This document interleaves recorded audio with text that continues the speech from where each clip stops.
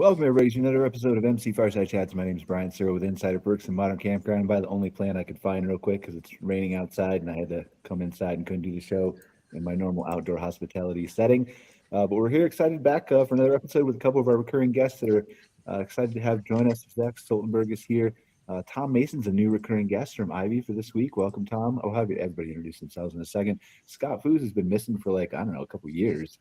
Popped out and what have you been doing, Scott? Were you in Asia or something? Got your head down, or you been working, or what's been going on? Working, traveling, two young kids on summer break. Life's been busy, but I'm really glad to be here.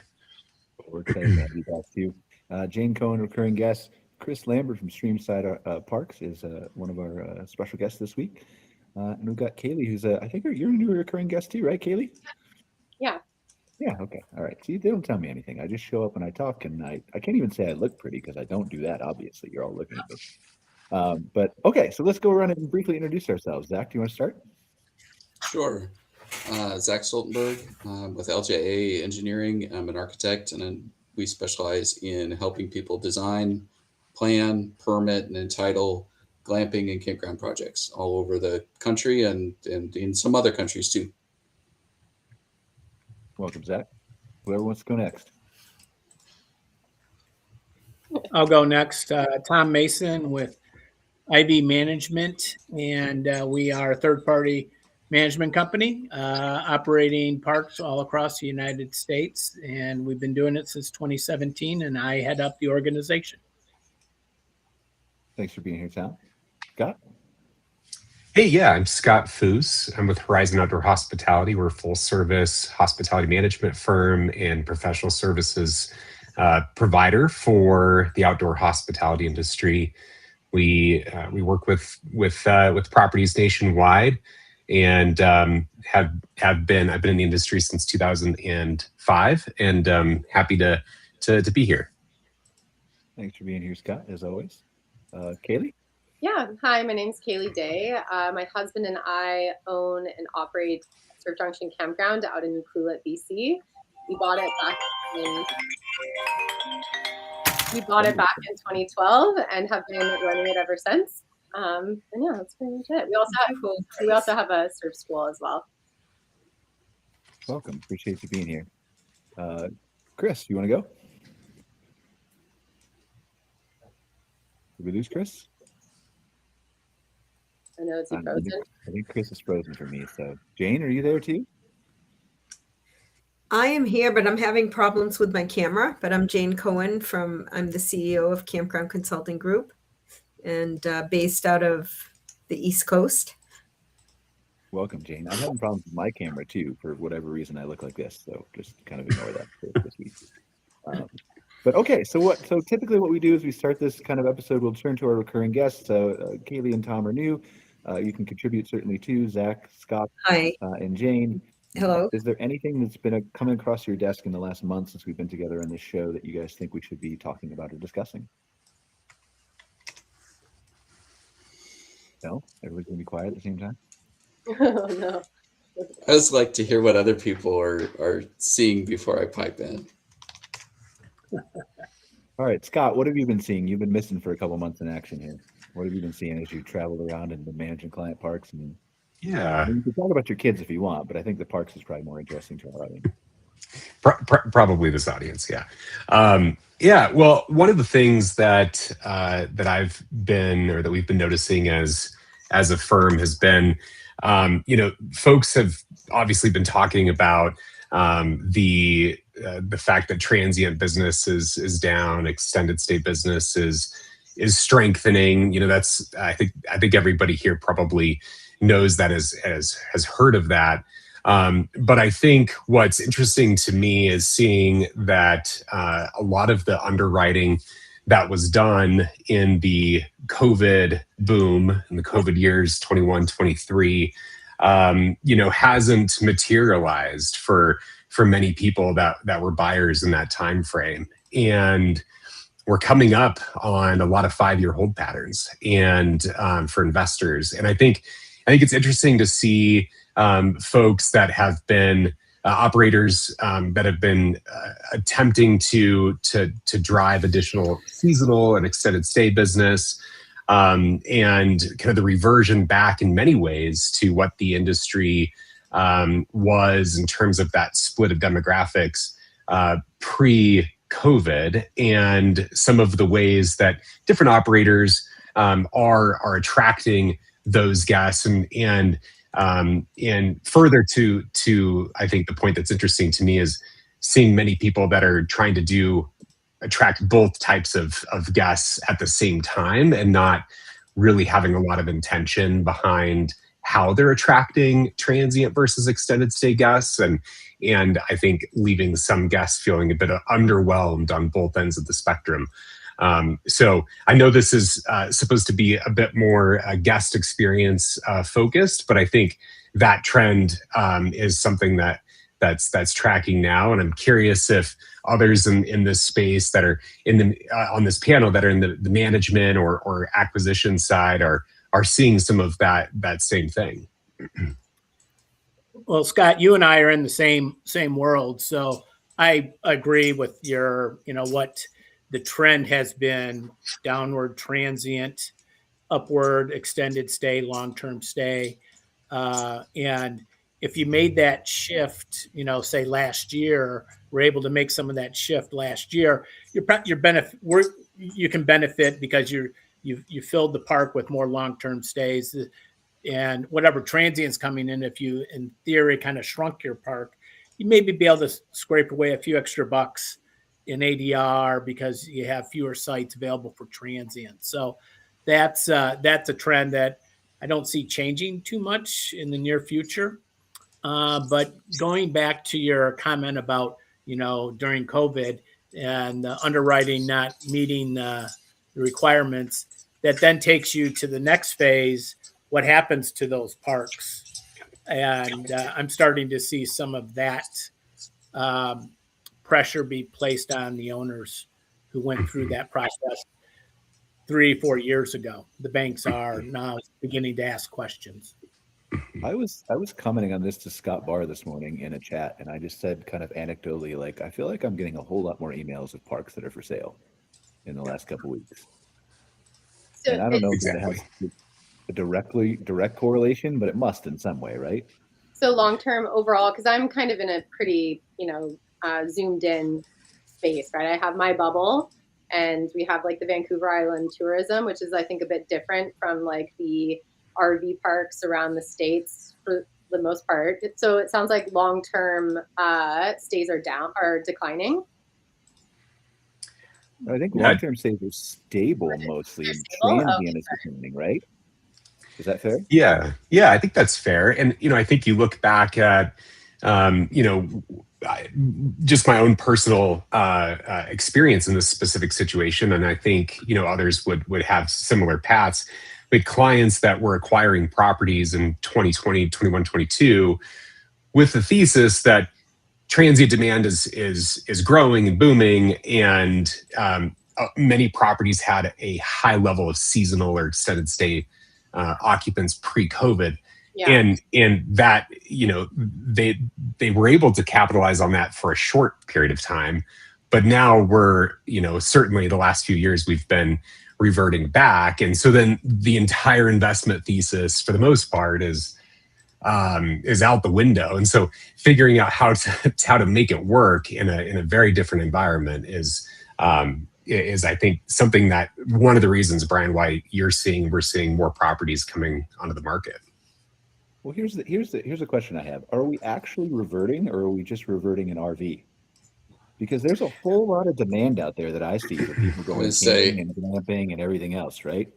So specifically, I'm talking RV. Yeah. Yeah. On my side, on the design side, I think we're seeing similar trends, but different decisions being made.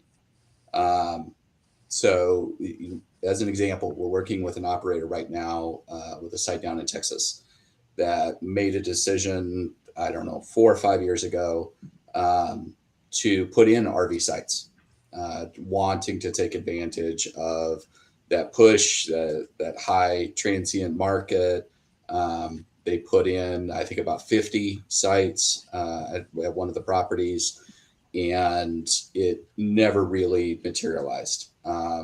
Location is tough. It's on a lake. It's a beautiful property on a lake. But the demand just wasn't there for RV. They shared with me, they said, really the only time the RV has paid off, there was a new factory being built a few miles away from their location, and there was a whole bunch of workers. They came in to build that. I think it was a automotive factory or something, or battery plant or something. But she said, yeah, we were full for about 9 months. And then they finished construction and all the workers left. And so now we're working with them to revamp that section. And we're looking at converting some of those to modular or park model cabins. Some of them we're just going to scrap altogether and have a little more open space, a big communal area between several sites. And they are very interested in pushing into glamping and some alternative units because in their market, the demand drivers that they're seeing are people that want to come to the lake, families, kids, fishermen is a big market for them.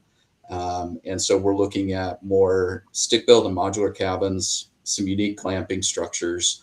And then really the other thing that I'm seeing, or we're seeing on our end, a push, a trend across outdoor hospitality right now is really to groups and families. So larger units or larger homes that maybe you can accommodate 12 to 14, 16 people in. And ADRs for those can be really, really high because usually you're splitting it amongst 3 or 4 families. If you looked at a 16-person unit, $1,200 for a night, that's, for 4 families, that's $200 a family. You could stay in a regular hotel for that. And so that's another trend that we're seeing is really chasing groups, specifically families and kids, and people pivoting away from that transient RV and converting those sites into something that maybe is a little more stable, a little bit more in demand, or might have a higher ADR. Yeah, I think that really resonates, and I think when we look at the different state types between RV and lodging, and Brian, you brought up a great point that lodging overall is continuing to perform well, outperforming this year specifically, but has been trending in that way for some time. And I think, Zach, to your point, we resonate with that a lot of folks that have stayed in traditional hotel offerings understand the unique benefits now that booking, a pod of cabins together with that communal space, but having shared but separate spaces as well, or the larger homes, it really resonates. But then on the RV side too, I think maybe to go back to what Kaylee's doing with her husband, I mean, those RV destinations that are very specific on experiences and destination markets that are building experiences not just as a revenue line item, but to truly solve needs for their guests are performing well. I mean, I don't know Kaylee's business, but I'm sure it's performing well because they're very intentional with where they are. Kaylee, does that track with what you're seeing? Yeah, our RV section's just full year round, but we're on this RV rental, Europeans flying into Calgary, getting the RVs, doing the Rockies. They kind of end where we are and then go to fly out of Vancouver. So we have this stream of RV rentals, and so they book early. They're great. We have a huge number of Europeans that come out here, and like Canada is a big hot ticket item for them, and especially in the last couple of years, last like 3 or 4, it's really taken off again because obviously it dipped during COVID. But yeah, so we haven't really seen that. That's why it's like I'm so zoomed in. It's like interesting hearing the trends everywhere else because we're kind of just like a set. Yeah, we don't see those trends too much. Well, I don't think we've seen it in a large part of Canada overall, right, Kaylee? Like, I mean, I'm in Calgary, but like I talk to Kara all the time. Kara Sonati's on the show once a month from the Canadian Camping and RV Council, and like I think we've benefited greatly from the Canadians staying home from going south for whatever reason they might be doing that. Yeah. We won't get into that today, but like we've benefited from that. And so I think there's maybe something coming that might be a little bit of a downturn for, let's just call it the macro level in Canada in the next 1 or 2 years if the economy doesn't fix itself. But I think parks that are in your position may be insulated somewhat from that. And we also, camping thrives, when the cost of living goes up. So that's like another thing right now. It's like a lot of more people are camping. We're one of the more affordable accommodations in our area. So right now, tenting, a lot of families, it's their first time camping. They'll borrow some gear and they come and camp with us, but they don't have any experience camping. They aren't typical campers. So it's been interesting because, hotels and everything, the costs are just starting to go up and up and up. So like they typically would have rented the cabins or whatever, but now, so our shoulder season for camping is starting to get busier and busier. That's what we're finding. But that goes back to the guest experience. Like I was talking to, I think it's Jamie Cox, who is the leader of the BC Provincial Association a few weeks ago. And I think I mentioned it on this show, but he was talking about there was a campground on Vancouver Island that was trying to go for RVs and they weren't really full. And he talked them into converting to tents. And now they have waiting lists that are so long because everybody is willing to come over from Vancouver, millions of people sitting right there that can cross the ferry, but didn't have an RV. And so it all goes back to this where the show is kind of about guest experience, right? It's, am I measuring what my guest wants versus what the demand is versus what they can afford versus all the intangibles, right? And if you can figure out that, like on a macro level, I think there's a whole lot of success still to be had in our industry. Yeah, I think so. Especially with where we live, there's a ferry that goes from the mainland of Canada out to the island, and that the cost is starting to just go through the roof. So now it's like, especially if you're in a trailer or RV. So that's something that really impacts. That's why the Europeans, for them, they're like a shoe-in because it's their big vacation, right? But a lot more local BC or wherever Canadians, if you will, are starting to forego their trailers and their motorhomes because the cost, gas, ferry, and then the RV sites are a lot more expensive as well. So a lot more people here where we are starting to go back to camping or tenting. Sorry. Chris, do we have you back now? Yes, I apologize. I don't know why my Wi-Fi went out. Chris Lambert, COO of Streamside Parks. Happy to be here. Been in the industry about 3 years now, so I'm the newbie. Excited to learn and connect with everybody on the call. So, well, newbie, tell us about Streamside Parks now that we have you back, just in case we yeah, you again. We've grown fast. Been with them 3 years, and when I started, we had 7 parks, and now we're pushing 40. So we've expanded pretty quickly, but I think I have a big hospitality background in restaurant management specifically. So it's all people business. We're just in the lodging and RV business instead of putting pasta on a plate and making people smile. So there's a lot of related things there. So as you listen to the conversations that we've been having in the first few minutes of the show, you are still a net acquirer of parks, as you just said. What kind of goes through your head when you're hearing all these conversations?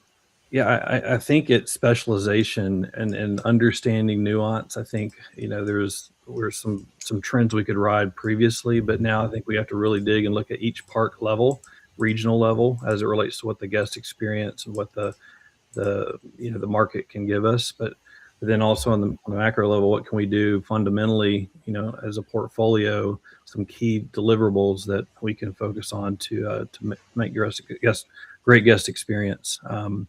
And so, that's what I enjoy is kind of getting under the hood on developing our team and finding great people and great leaders, kind of building a culture of people first. And it's been really well received, and I've just really embraced the RV industry as well. So what makes Streamside a little bit different? What are you guys trying to accomplish? For those who don't know. I think for us, we're a house of brands, not a branded house approach. So, where we want to make sure the park level dynamic is first and then Streamside is second. So we're not pushing down this corporate, we're not a McDonald's, we're not a franchise model. We're looking at what makes that park specifically unique. What's the history? What's the legacy? What's the local interactions, and build and add support to that. So I think that's part of it. And also for me, being the operations leader, it's about people. That's what makes these ticks, you can live and die by that sword, but I think a lot of it is just having the right people at the right place doing the right things. So how do you end up as COO of Streamside? What's your story? So started with restaurants when I was 15 and didn't leave them. And so, as kids were getting older, I wanted more of a different change. Met John, the founder and CEO, and we really had a really good relationship, and was able to again, he kind of told me to hold on, but didn't realize we were going to grow as fast as we have. But it's not about, I think, number of parks as much as quality of parks, and really understanding the challenges, the nuances of each one. So that's a little bit about my background. I'm a tent camper, so it's glad to hear the tents coming back. Hopefully I'll be coming around that trend. But I think a lot of it is I love the outdoors. I love people. I love solving problems, taking care of people. So that's what makes me happy. You're going to make me ask all the questions. Nobody has anything else to say? Yeah, it's so quiet. Well, welcome to our world, Your show, Chris. Chris, welcome to our world. And if you ever need, Scott and I and you are kind of doing a lot of the same things. So feel free to reach out if you have questions. Yep. Will do. I would feel the same way.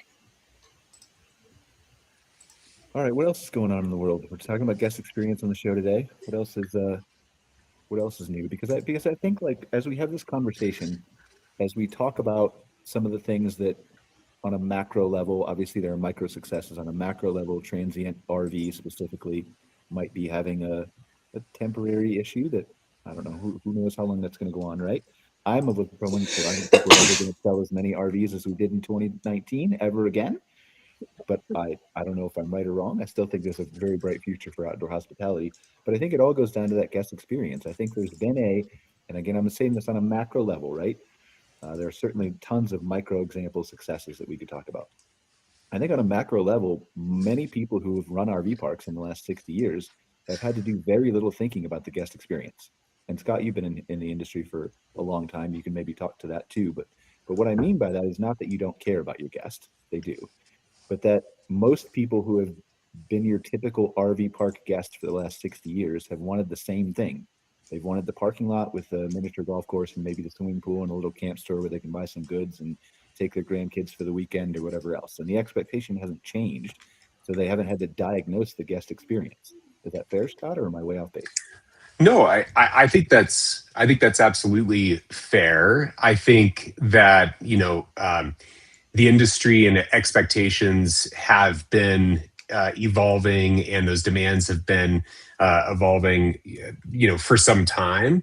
But I certainly think that in today's economy and post-COVID, and with the emerging, Gen Z and millennial demographic becoming even more of a going concern in our industry, like all things, that has to shift and evolve. And I think what we see is properties trying to be both things without doing either of them really well. And it's not so much knowing your guest. I mean, of course, it's important to know your guest, but it's really in understanding how to double down and offer the right amenities and the right experience, the right programming for each of your demographic types. And if we keep it kind of macro right now and focus on RV, transient versus extended stay, I think that they require very different approaches. And we're seeing properties that had been acquired with the goal of paring down seasonal and growing transient with operators that haven't been in the space, or just don't have a lot of experience at all in hospitality, not just in RV. Try to successfully now rebuild a program that was maybe there before. Is they're having a difficult time without really knowing what the guests are looking for, and it's more structural in how the investment thesis was underwritten and how that property can be supported financially and with enough patience on the capital side to be able to achieve those goals. And I think, not to go back to the point about the 5-year hold, but many investors acquire properties with 5-7 year holds. We're coming up against that. And so patience is running out.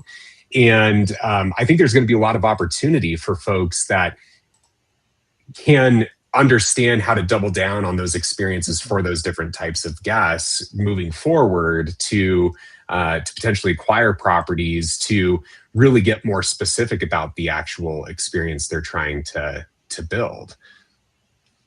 Does the math work on all of these parks that were acquired though? Because I remember I can't remember, it was a Facebook post in one of, maybe it was Kep's group, either this morning or yesterday. They were talking about a 30-40 site RV park and how that may not be mathematically possible to run in with today's interest rates and today's expenses and today's inflation with the staff that you need and all the things. Jane, what do you think of?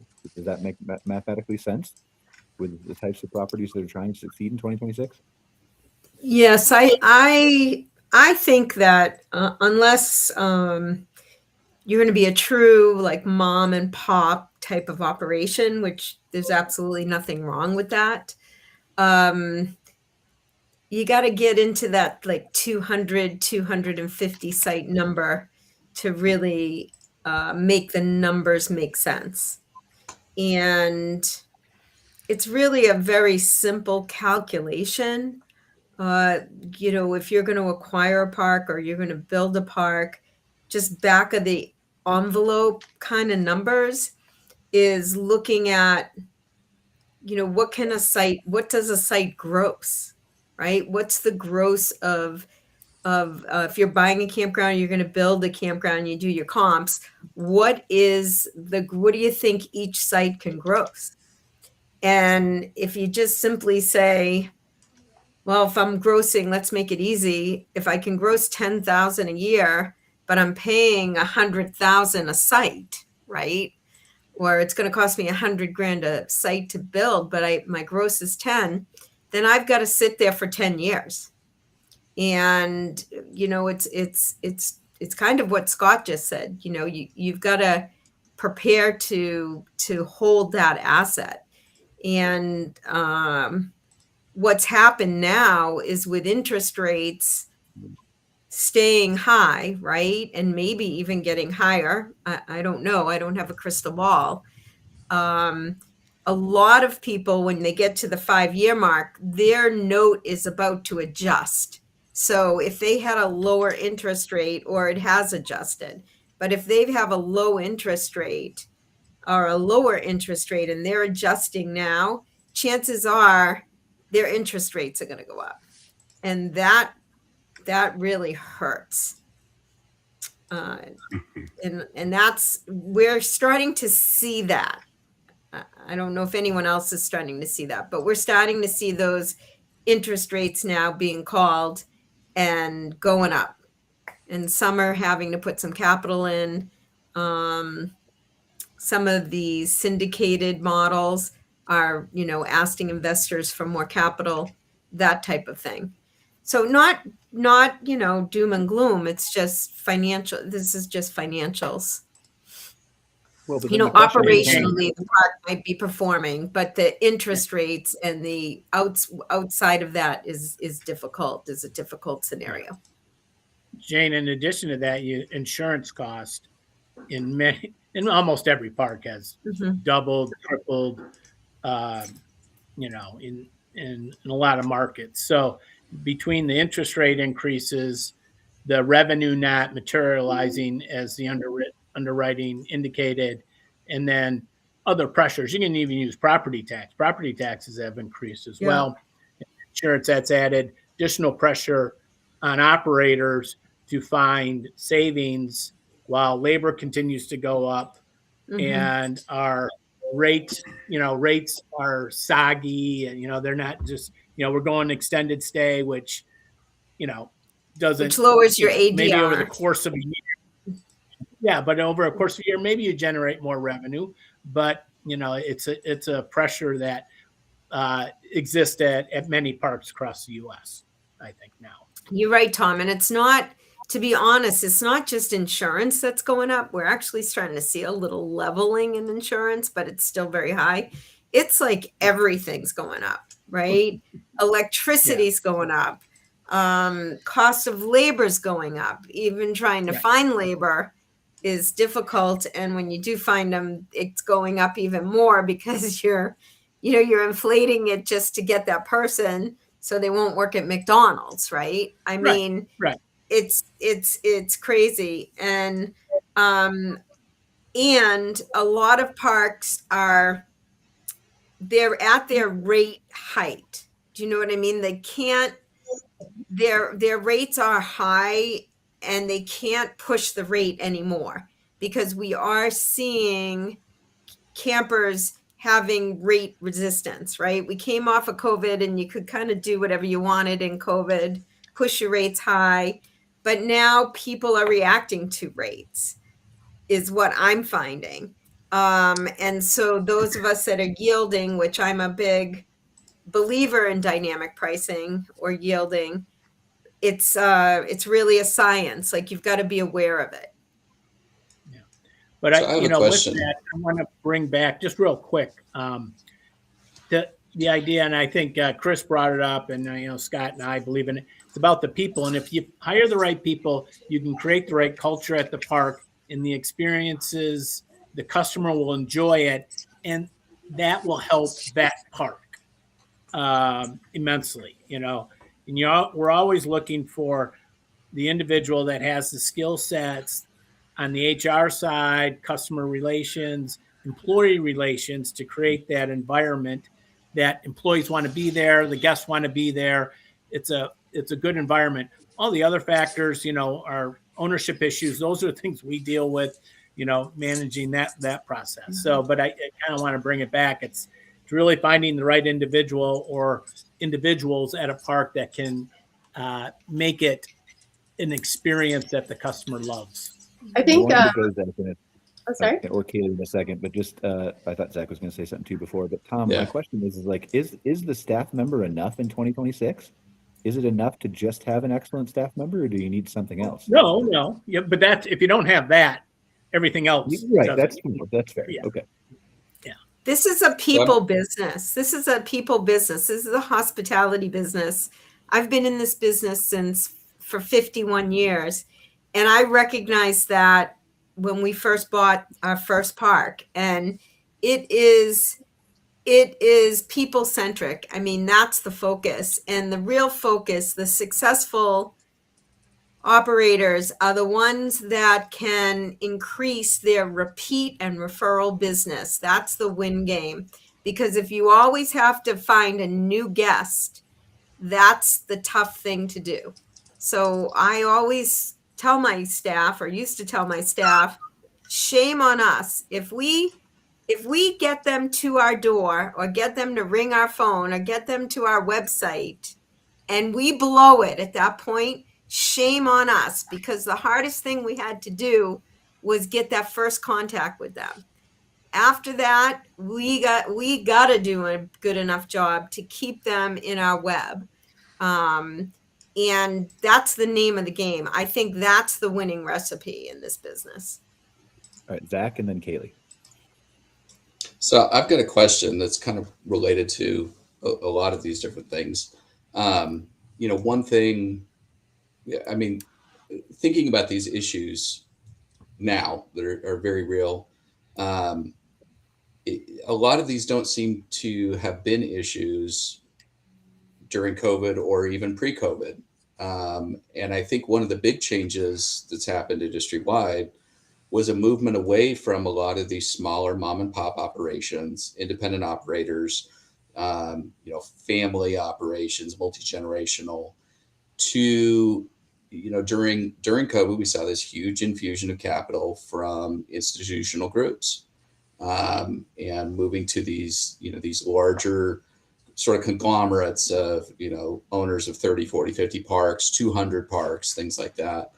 And from a guest experience perspective, I think some of those things that we've talked about, like that staff connection, who your site manager is, making, having that forward facing, that person that's there. And I think, some operators and certainly some third party management companies do a very good job of maintaining that kind of site manager, that forward facing. But I think it becomes a little bit harder to cultivate at the institutional level. I think also, some of the performance metrics, right? Like independent operators, mom and pop, they might feel a crunch one year or another. They might try some new things, to pivot because, hey, this is a down year for this. Whereas I think changes at an institutional level are a little more difficult to implement and adequately fund. And you've got, that board of investors, the people behind all that capital that are sitting there going, we don't care if it's a down year. Where's our payment? You've got banks saying, we don't care if you had a bad year, like your interest rates go up because this is year 5. How much of these issues do we think are related to that sort of institutional model that's started to replace some of the independent operators and the mom and pops, and are they insulated from it?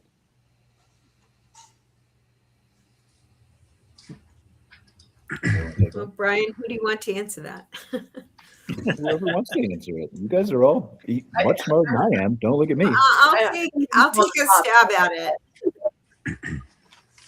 I think it's always been a people business, and I think if you look at parks across the country and you look at the mom and pops that became big mom and pops, sophisticated mom and pops. I was one of them. Family businesses that did well in this industry. They knew that the focus was on their guests, and they knew that the focus was taking care of that guest and building repeat and referral business. And they did a very, very good job of it. And Chris, I love the fact that when you came on, and by the way, I had not heard of your company, which is surprising because I think I've almost heard of everyone being around for as long as I have. But I like that you're keeping. I took it that you're keeping the individual identities of the parks, like you're becoming a corporate institutional operator, but you're recognizing that the identity of those parks is a valuable asset. Did I interpret it right? Yes, absolutely. And it's, as you said, I mean, it's about guests and it's about team. It's about people. And Right. we can't distill that out from a corporate setting. So, And I Let's think talk a little bit that's super Sorry, go ahead, important. finish, please, and then I want to ask Chris a question. Go ahead. No, go, Brian. It's your show. Well, okay. So Chris, I was just going to ask, with guest experience, then, is there learnings that you've taken from your years in restaurants that you think apply to parks? Oh, we lost you. I can't hear you. okay, can you hear me now? Yep. That's it. Yeah, there's quite a few things, stuff that we're constantly teaching, but it's this concept of connection versus checklist, and whether that's rules and regulations, whether that's, SOPs or, processes, but really ask the why. Why do we have those processes in place? It's really to meet a guest need, to be a team need, and meet an investor need or a business need. So, it's really encouraging our teams at all different levels to really think through that mindset of, let's build connections with people. People can understand when you're just hiding behind a policy or hiding behind a procedure, but they also can understand when you're really genuinely trying to be of service, which is what House is built on. So, that's one thing. I think another thing is personalization, and I think we've heard that a couple times today throughout, and I think there's a bigger need, demand for personalization. We can't just expect people to come in and, yep, got the amenities I need, got the price I want, and business transaction settled, right? So I think those two principles are kind of at a high level what we try to instill and enforce, and then always with just, again, always learning, always teaching. It doesn't matter how long. I was in restaurants longer than I'm going to share, you know, it's all about learning more things. You can always learn every day and grow. And I think that's what, you know, if you have that in your team and that grit, and do the right thing and thinking about through the guests, and it's not just writing blank checks. There's got to be a business component. There's got to be a team dynamic of what we can achieve and not achieve. But I think it starts with people. Yeah, what I was going to say earlier, and touching back on like what a lot of people are saying, I'm kind of surprised with like bringing it back to like the customer experience and stuff. Even just follow-up emails and asking your guests if they have any recommendations for the campgrounds.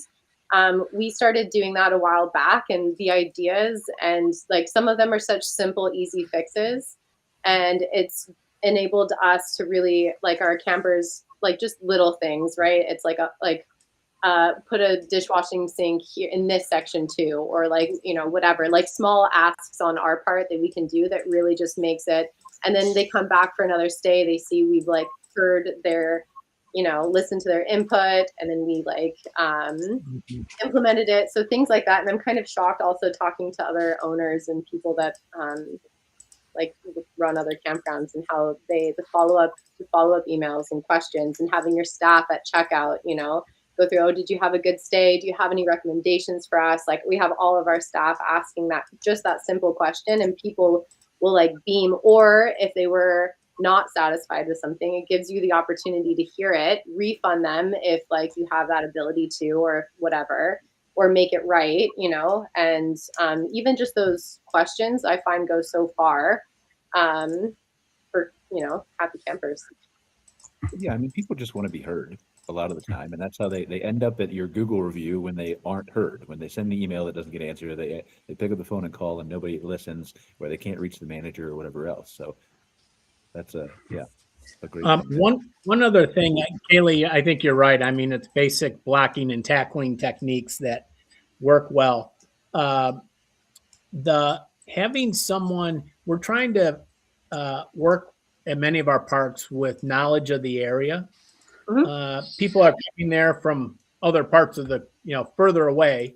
So we want to be knowledgeable of what's going on in the market around us and make those suggestions to them at the front desk, or while we're walking around the park. We've focused on that and have gotten good results and good feedback from people about having kind of carnal knowledge of what events are going on in the market and around us. And they've taken advantage of that and enjoyed themselves.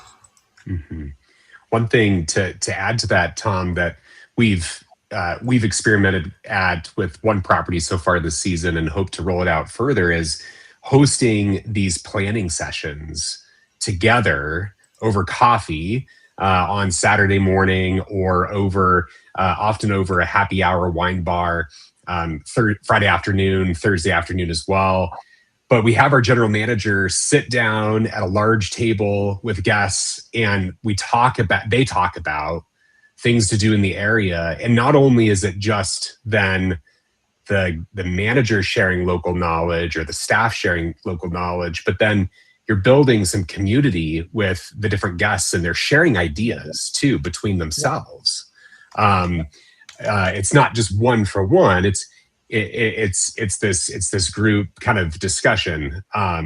So yeah, I think that being able to really double down on, Chris, you brought this up, the individual brand and knowledge of the local experience of the property and what makes it unique is so critical. And I think that as we look back, Brian, I think back to what your comment was about how the industries continue to evolve. I think it's really worth noting and remembering that this industry is a lot of things to a lot of different people. It's so varied. It's institutional. It's mom and pop. It's RV, that's transient, extended stay, seasonal. And even those have various different categories. And then there's the lodging and glamping component. It's really difficult to make, I think, high level topics or discussion points, I guess, or edicts maybe around this industry when it is so nuanced and it does impact so many people. But I think remembering that these properties often are enough in themselves if you are creating that culture and creating that experience and playing into what makes that property unique, is really important and beneficial. And then last thing along this line that I wanted to talk about was, as you look at as an investor or someone that's bought into this industry in the last 5 years, and you're looking at how you can grow your revenue if your rental revenue base isn't hitting the thesis that you'd expected. We've had success in not having top-down or initiatives that look good on paper, new amenities, new programming offerings that look good on paper that are generated by our team. We're having more luck talking to the managers at the properties and saying, what are the friction points we're trying to solve for, and how do we solve for friction points in the guest experience that can then translate into its own specific business case, its own ancillary revenue stream, its own P&L. An example of that is at a property in Colorado that we manage. It's very remote, and there's really no place for people to get a drink in the evening or to have food. There's no food offering, and it's too small to offer a food and beverage service. It wouldn't make sense. But we've solved that by opening what we call Colorado's smallest bar. I don't know if I'm proud of that, but it's kind of cool to say. We have that open every night of the week. And then we also partnered with a really high-end rancher and meat operation in the local area that has developed custom kits that now we can offer. So neither of those things are new. That's not the point, but it's solving a specific need that's then allowing guests to book that extra night because they know that they can solve for food and beverage without burdening the operation. And it's also driving additional ancillary revenue too. But see, I think that all goes back to nuance, right?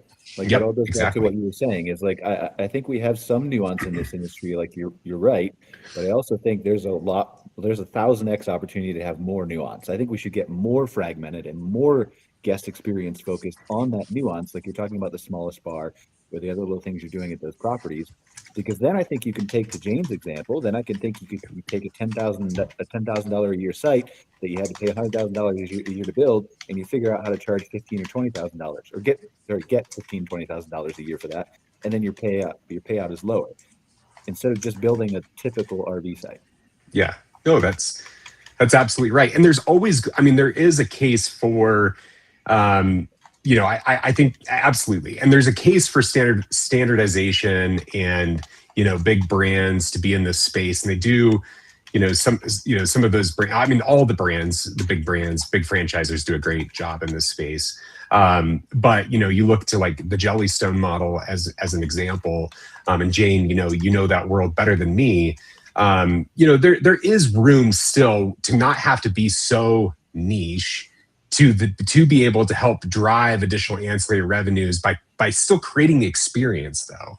It's not just slapping a brand on and calling it this property and expecting revenue to come. It's still it's even more of an edict to double down on guest experience. But there are ways to do that at a higher level or a standardized level that doesn't have to be so niche too. So I think both ends can still work. I think you brought up a really good point there, Scott, too, that I think a lot of operators look at some of those challenges, right, of solving for F&B or amenities or experiences. And they say, we know we want to deliver a better guest experience, but how do we do that without investing a ton of capital? How do we do that without hiring somebody else? And, that approach of partnering with somebody else, some other local operator, like, feed your guests to them. They're already doing that. And, take a 10% finder's fee, take a booking fee, there are ways that you can improve guest experience through those partnerships. And we preach that a lot. We talk with people a lot, especially when we go out to evaluate a site. Part of the reason we always do a site visit is just that. We're looking at not just the property, but what is in the area. You know, if from that campground, it's a 30-minute drive to the nearest Dollar General, then we need some on-site F&B. We need a little store, a camp store. We need to keep some, you know, sundries, some just the basics, right? Like eggs, milk, bread. We don't need a full grocery, but we need to have some stuff there on site, because if we ignore that, if we don't do it, now that becomes detrimental to that guest experience. So I think that's a really good approach. And I think a lot of operators miss that you don't have to do everything. Just partner with somebody who's in your area that's already doing it. All right, Yeah. let's spend the last. Go ahead. Sorry. Please. Oh no, you go for it. No, I'd say your comment, and then we're going to end. I was going to spend the last few minutes just having everybody else ask questions to the other guests instead of me being out. So go ahead, please.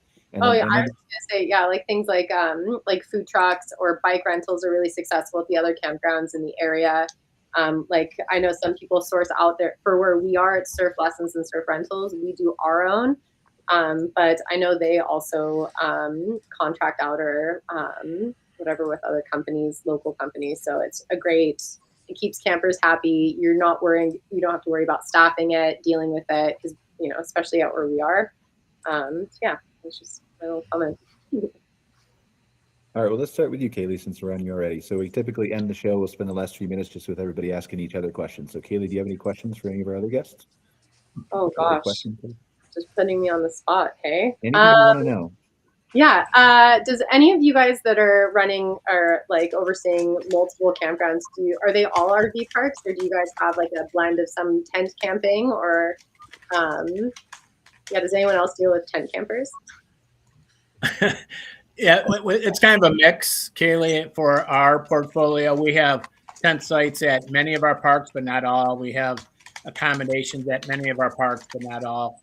All of our campground, all of our parks that we manage have RV sites. So yeah. I think that's.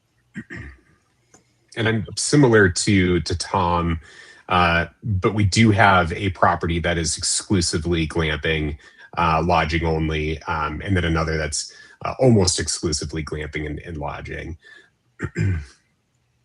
Yeah, Kaylee's same. We have kind of a mix of parks that have multiple different ways to stay. But our best performing park is one outside of Glacier, and there's a tent. I cannot book a site there whenever I want to. So I would love. That's always soft to my heart. I'm a backpacker by trade. I'm a minimalist, so have a respect for the tent campers for sure. Yeah. All right, Chris, do you have a question for the other guests? In our business, it's probably about, I used to say a 60-40 split. Obviously we help people reposition existing assets or do new ground up.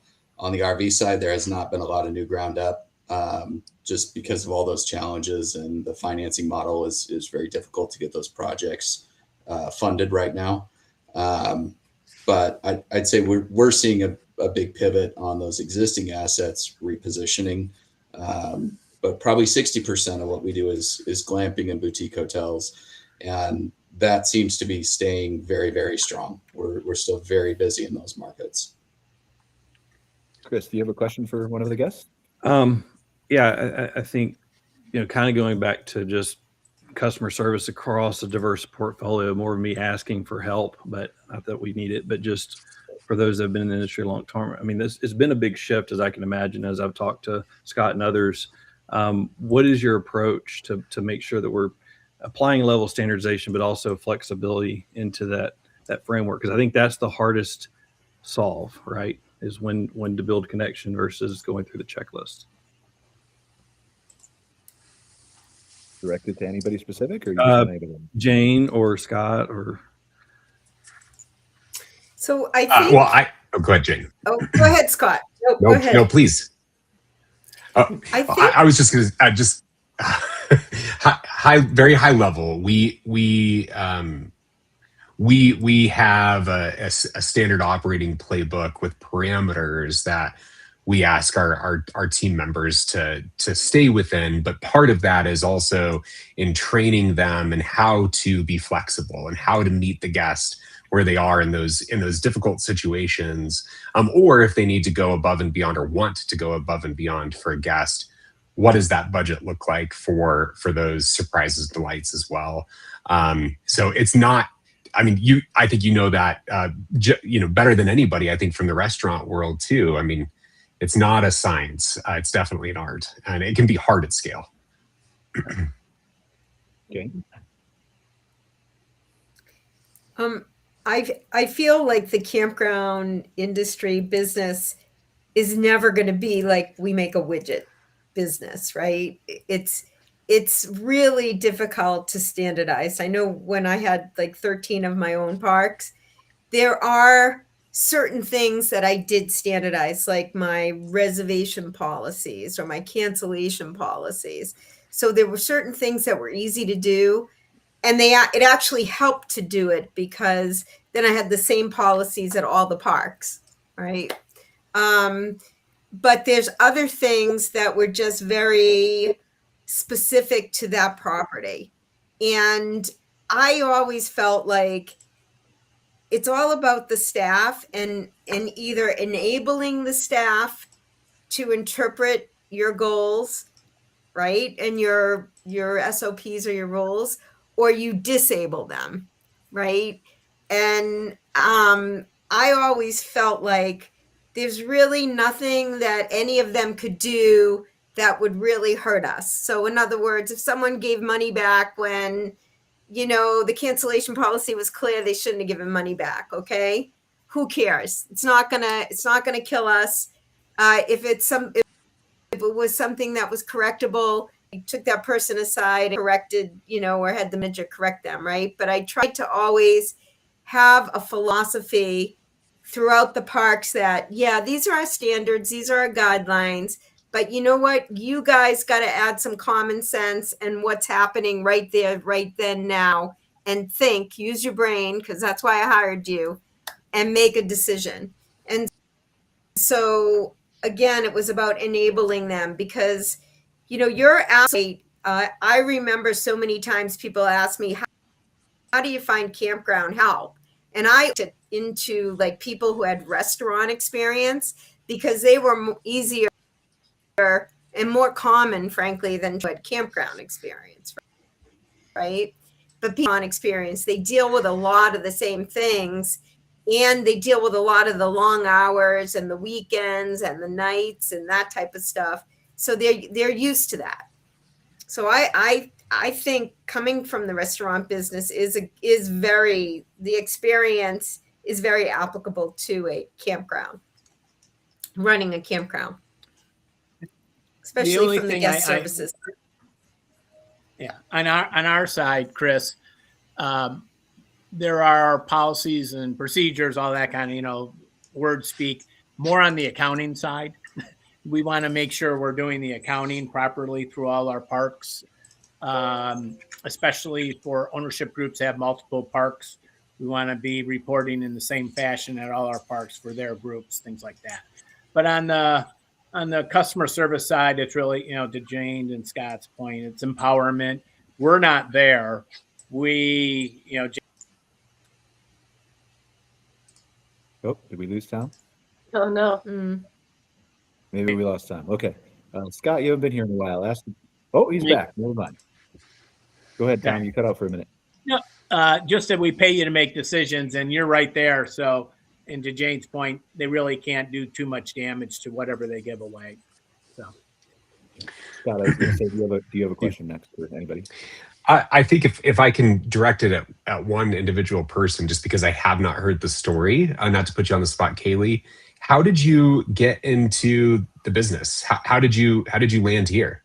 Oh yeah, we were honeymooning on Vancouver Island, and we happened to go and stay at Surf Junction Campground, and we found out it was for sale. And this was in 2011, so it was right before the area had been starting to get really busy, because I don't know if you guys have heard of Tofino as like a destination place, but so we stayed at the campground and we saw the little calm that you can live there, and we're like, whoa, this is like nice, but it was, we were young. And anyways, we decided to go for it. So we bought it, and then we purchased the land behind, we've expanded, added amenities, and and then here we are like 14 years later. Awesome. Yeah. That's awesome. Thank you. Zach, you have any questions? Let me think about it. I know we're trying to wrap up. Tom, you go, and then Zach will come back to you. And then if anybody needs to drop off, I know we're a minute or two late, so please feel free to drop off and go to the other committee. Yeah, I'll ask Jane a question. What's your what do you see going forward on the development side? How's your pipeline? Not to give away trade secrets, but how's the activity there? Development is really tough, right? Right now, development is tough. I have just recently saw feasibility studies slow down. But going, and I mean like recently, like the past like couple of weeks, we've been really busy still with folks wanting to do feasibility studies and wanting to study it. But development is just super tough. When folks come to me and want to develop their first campground, one of the first questions I ask them, Tom, is have you considered an acquisition? Because, you know, I always say, and I don't even know if it's politically correct anymore, but I always say development is not for sissies. I mean, there is just one hurdle, one challenge after the other. It doesn't end. And getting to that finish line is tough. And when you do get to that finish line, you don't have any customers. You don't have a cash flow. So an acquisition is a little bit easier. And I always say to the new developer, I say, maybe try an acquisition first and work on a development next. But I think development I don't think it's dead, but I think it's very slow and it's only for some people. Okay. Thanks. What do you think? Oh, well, yeah. That sounds about what I would have expected. I have to jump off, Brian. I got a call waiting. All right, So Tom, thank before you. you go real quick, tell them where they can find out more about Ivy Group before you go. I will. Thank you. Okay, don't do that then. All right, I was going to say, you can give us your website if you want. Oh, iv.com. So, Okay, perfect. Thanks, Tom. I appreciate it. Zach, do you have one final question for us? Yeah, this may be for Chris and for Scott.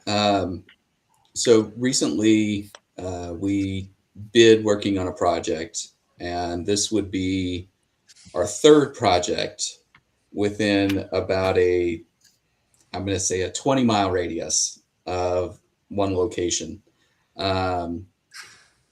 What are your thoughts on like market saturation? I mean, obviously there's, some parts of the country that do better. And, if you'd asked me 3 years ago, I would have said, yeah, the rising tide gathers all ships. The more we have in an area, the better they all do.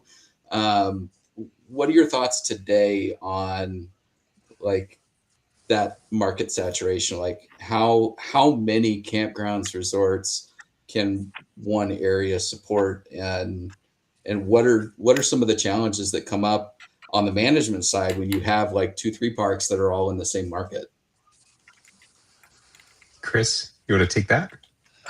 Yeah, I can. I mean, we have some experience in that. I think it goes back to, and I know this is a softball answer, but you have to understand what the target guest is, because if you have two guests or two parks that are very similar, like highly transient, particular, but if they're pretty much the same park, well, then you might be cannibalizing sales, right? But if you have, where we've found some success is where we have maybe a more transient park and the one more extended stay that would kind of, or different seasons or different amenities with different price points. So, what I would just say, because we passed on a few where it was like, okay, this is very similar to our park that's 50 miles away, and we're going to be tugging at both ends of the string there. So, yeah, I would echo what Chris said, and then I think looking. Chris, as you guys are acquiring properties, I think people are looking to develop properties too. Zach, I think maybe to your point about the feasibility side, I think you can't ignore the national trends. And, you can't look and say that demand overall is on the transient side is weakening. And there's also, multiple new developments happening. How unique and differentiated can each one be? Even on the glamping side, on a lodging side, of course the unit mix and on the onsite experience will be different, but you're still drawing to the same area. And so I think oversaturation in many markets is a top concern that people should be thinking about and should have been thinking about maybe for the last few years. Mm-hmm. Yeah, and one last thing. What's an example? Oops, go ahead, Chris. I was going to finish one thought. There is some efficiencies of scale. So we've seen success of having shared staff, which is, one of your biggest fixed cost business in a high fixed cost industry. So, that is one thing to consider. But yeah, I was just going to make that mention of there's some shared services that you could do. And Scott's exactly right. There could be, whether it's a data center, the area that moved in, and you have two parks right there, and that's not going to be as it's going to be more insulated than what the macro level demand may be across the United States. Sorry, Jane. No, I was just going to say, a lot of people made this mistake in Houston, right? Houston, Texas. That's the best market example. That's right? Yep. That's a saturation, right? There's this huge market, right? Huge number of people, campers, people with or without, and all these parks came into the market, and then they all battled it out, and many of them are still having a very tough time. And people are like, but it's Houston. Well, yeah, it is Houston, but so I think that's just a cautionary tale, frankly, right? That it's really important to look at, how many people are in the market, but who is chewing up that market and what is there. All right. Well, thank you guys for another good show. Let's wrap it up. Final thoughts, Zach, and then we're going to learn more about what you got going on. You can find me on LinkedIn, Facebook, Insta, all the typical socials, or you can check us out at lja.com. Thanks for being here, Zach. Scott, final thoughts, and where can they learn more about Horizon? Yeah. At risk of running over, I'll just share, or even more, I'll share just contact information for now. But you can sometimes find me on LinkedIn. Always find us at horizonoutdoors.com. Chris, where can they learn more about StreamSide, and if you have any final thoughts? Sure. Well, I just appreciate the invite to the podcast. I've really learned a lot and happy to be more discussion. StreamSideParks.com. Also, SteadyStays.com is some of our more extended stay properties that we have. We can find us on social as well. Thanks for being here, Chris. Katie? Yeah, you can see me in person at Surf Junction Campground. But also our website is surfjunction.com. Jane, final thoughts, and where can they learn more about Campground Consulting Group? Campgroundconsultinggroup.com. I'm not, I don't really answer my LinkedIn or anything like that, but either get me that at the website or my cell, 603-455-1884. All right. Well, thank you, everybody, for being here today. Join us next week for another episode of MC Fireside Chats. I appreciate you watching it. We don't have Outwired today. Scott and I are taking a week off. So take care, guys. See you later, and we'll appreciate you all being here. Thanks, Brian. Thanks, everybody. Right.